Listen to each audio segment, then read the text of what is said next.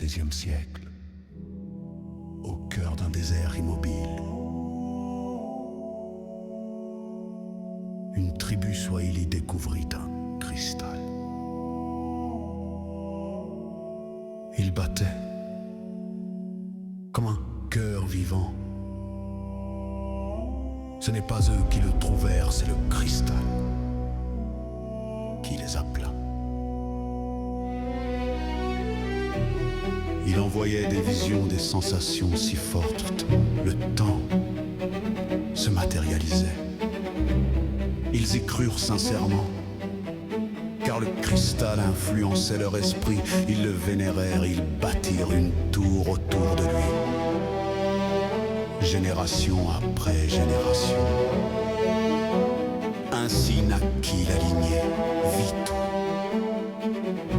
Pendant des siècles, les Vito protégèrent ce qu'ils pensaient être l'incarnation du temps.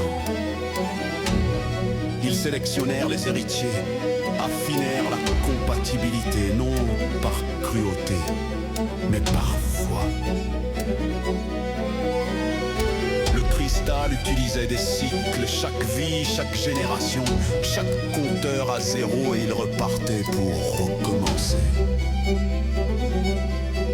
Pour espérer obtenir une lignée parfaite, pour réussir enfin l'ascension. Les cycles nourrissaient le cristal, ils renforçaient sa puissance. Les Vito croyaient protéger le temps, mais ils faisaient partie d'un destin funeste. Puis vint la fracture, le compteur apparut, le temps devint visible. Pour les Vito, c'était la confirmation. Le temps se révélait au monde. Le cristal promit l'ascension, la divinité, l'immortalité. Amani crut, les enfants aussi.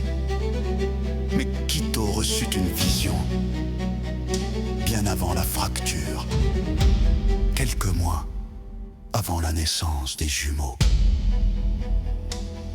Il vit l'ascension, il vit Amani, il vit les enfants, il les vit disparaître, pas s'élever, s'éteindre.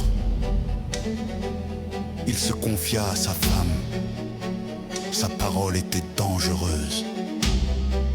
Alors Amani fit un choix, elle ne le tua pas.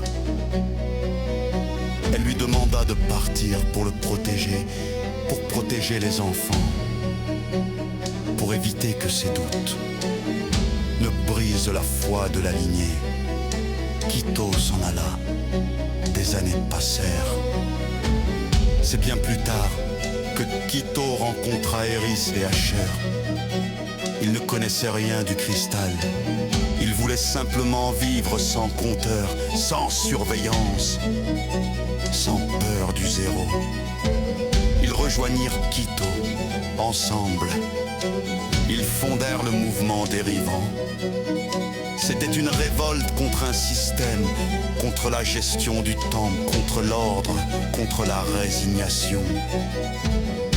Des années passèrent, l'ascension approcha. Quelques mois avant qu'elle ait lieu, sous l'emprise du cristal, Quito revint.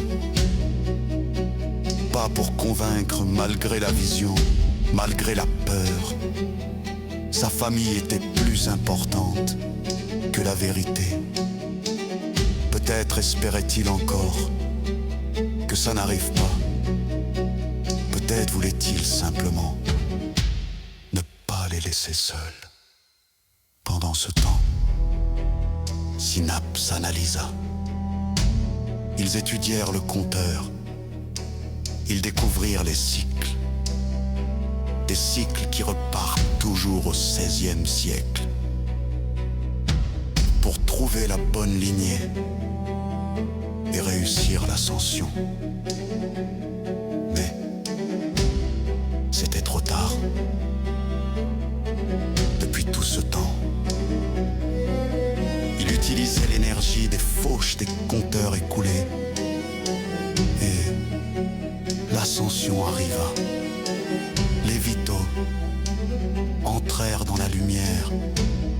Ce n'était pas pour devenir divin, c'était une disparition. Le cristal n'avait jamais été le temps. Il avait seulement convaincu ses gardiens. Quand il eut accumulé assez, il n'eut plus besoin de cycle.